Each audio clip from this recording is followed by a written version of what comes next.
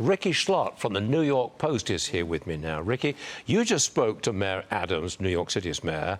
What's his plan for dealing with crime in the city? You know, I think that his plan is clearly preferable to the frontrunner's plan, which clearly just isn't really one. But his background in law enforcement, I think, really makes him a strong frontrunner on the public safety front. But one thing that I wanted to ask him specifically as a young woman was, what does he think about this sense that I have and a lot of my friends have, that if I were to find myself in a sticky situation or if I were to be the victim of a crime, it doesn't feel like there's safety in numbers as much anymore. And most New Yorkers seem to kind of look away or record on their phone, if anything.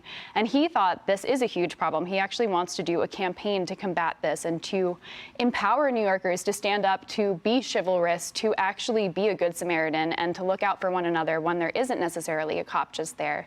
Because I do think that there used to be safety in camaraderie, and now maybe it's the Daniel Penny case, maybe it's a fear that something might come back to bite you, but that really isn't the case anymore. So he wants people to use their phones? No, he's saying recording is not helping somebody necessarily. I mean, I don't know, perhaps it's documenting it, but he wants people to actually step up and actually take initiative when it's responsible and safe to do so.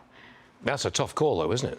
Well, I mean, we just saw a recent viral video where there was a young woman who was, a man was attempting to abduct her off of a subway station platform, and about a dozen men stood up, but it took one, like a lot of people were just kind of paralyzed at first, and it took one guy to actually initiate it, and then a whole mob actually were able to help her get away safely, and I think that's hugely important, and that used to be an expectation that the people around you would stand up for you. You just have to hope that you're not the one who gets sued. Because exactly. you intervene. You've got to worry about that. Always. Absolutely, 100%. That's America. Let me change the subject. Zoran Mandami, okay, front runner for the New York mayoral race.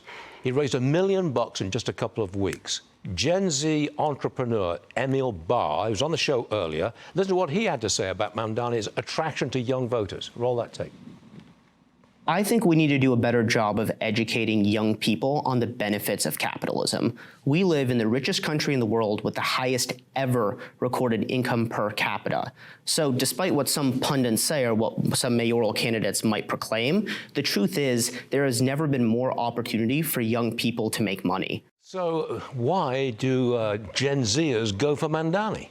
You know, I think it's in part the affordability crisis, but I also think it's a desire to just shake things up. It's a frustration with the gerontocracy. It's a frustration with the old guard. I mean, the alternative is Cuomo in the Democratic primary, and I think a lot of young people, it's a little bit similar to the instinct to vote for Trump and to vote for anything but what the status quo was. And a lot of young people are saying, Mamdani's disruptive, and that's what they're picking. And I think he's going to win.